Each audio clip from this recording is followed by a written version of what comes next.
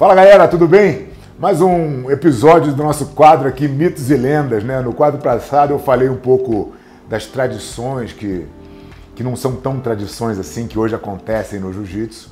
E hoje eu vou falar de um assunto que muitas vezes é polêmico, né? Que é a questão da arbitragem. E hoje a gente, embora a arbitragem seja um ponto sempre de muita reclamação, né? Acho que isso acontece em todos os esportes, no jiu-jitsu não é diferente. Mas eu queria voltar um pouco no tempo para explicar para vocês como é que era a arbitragem quando eu comecei a competir. E eu me lembro que o primeiro campeonato que eu disputei, eu era faixa azul, eu tinha 15 anos, mas não tinha divisão juvenil. Então eu já lutei no adulto direto. Engraçado que eu só fui lutar juvenil na faixa roxa, porque tinha juvenil faixa roxa e tal. Mas de azul eu sempre lutei de adulto. Então eu comecei a competir com 15 anos de idade já de adulto. E a arbitragem, ela funcionava da seguinte maneira. Você tinha um juiz central e você tinha 3 bandeiras.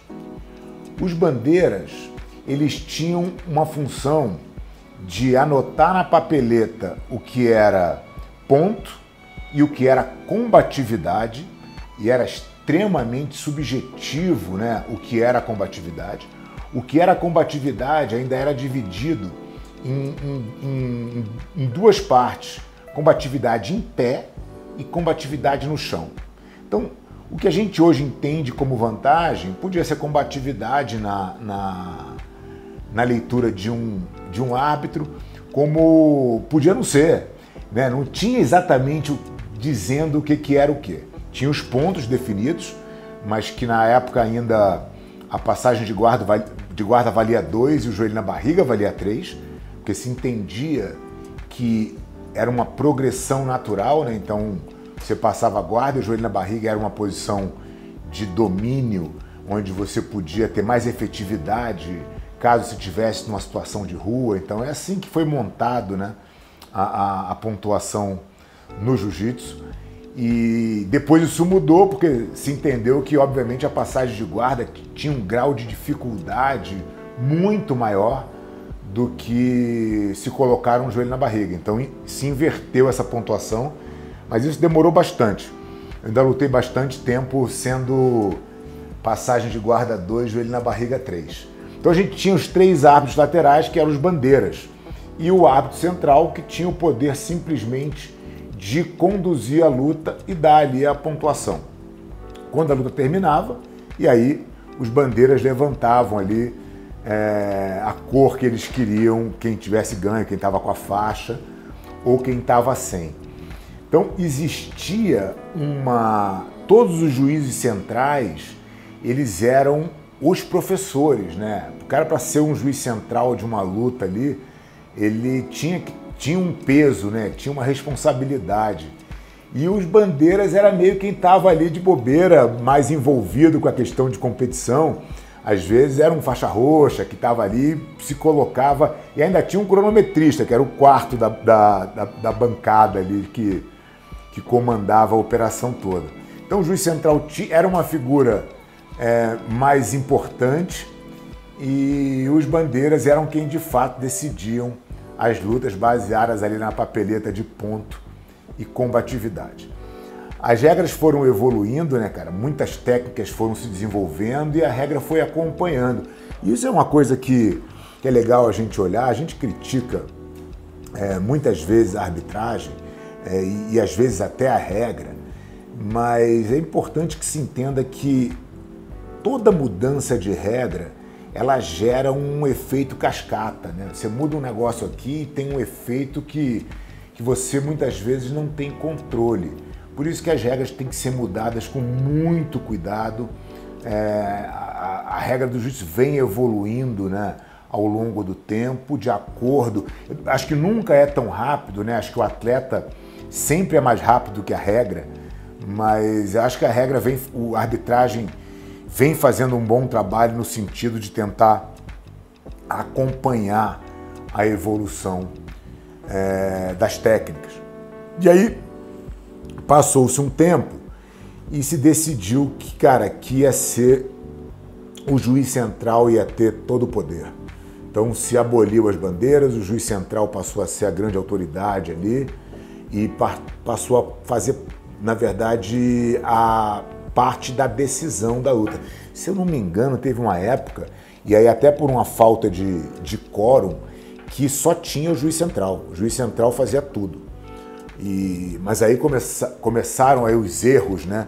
E muita carga em cima do juiz central, e aí voltou a se ter os bandeiras, e aí dessa vez apenas 2. Então teriam 2 árbitros laterais, né? Que aí não são simplesmente bandeiras, mas eles começaram também a participar da luta, tendo o poder de anular a pontuação, quando eles entendiam que o árbitro central tinha errado.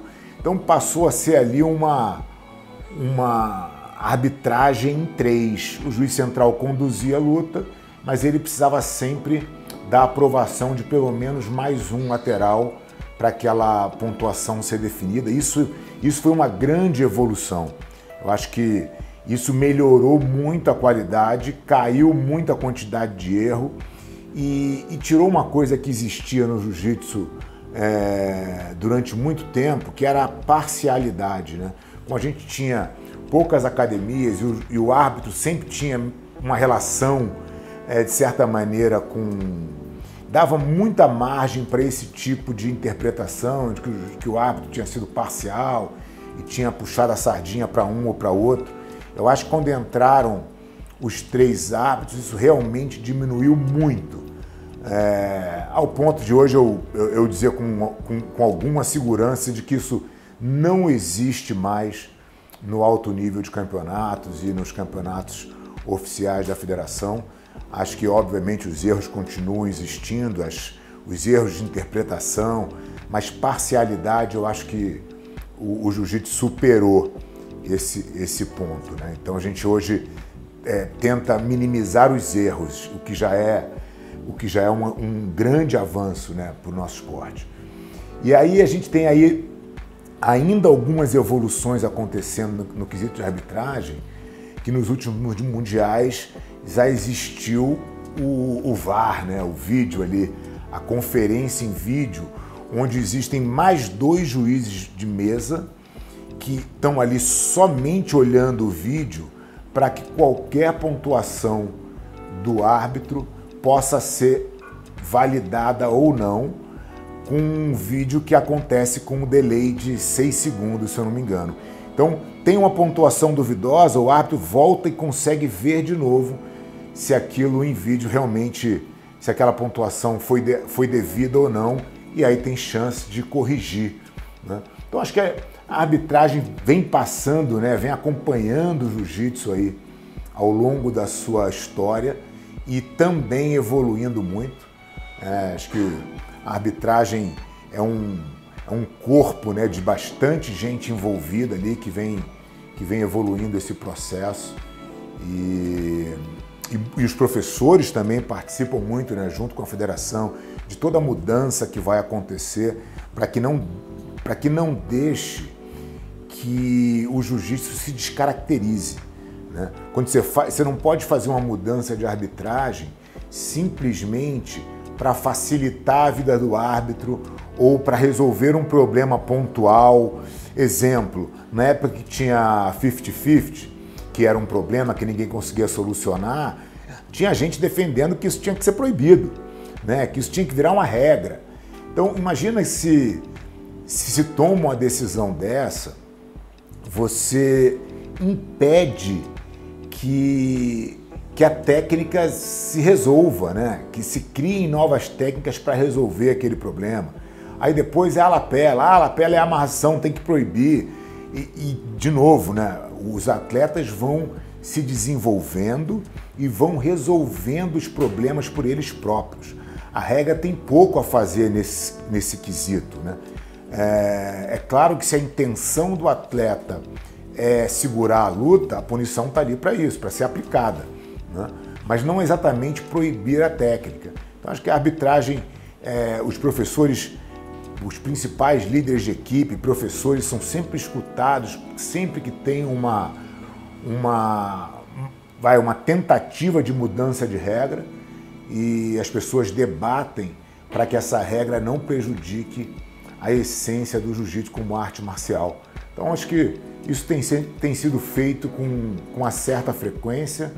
Acredito que a gente, embora todos os problemas de arbitragem que existem e acho que sempre vão existir, a gente evoluiu muitíssimo nesse quesito, desde os tempos que eu comecei a competir. A gente passou por várias fases aí, Antigamente você pegava árbitro da arquibancada para arbitrar uma luta, não existia um quadro de árbitro, né?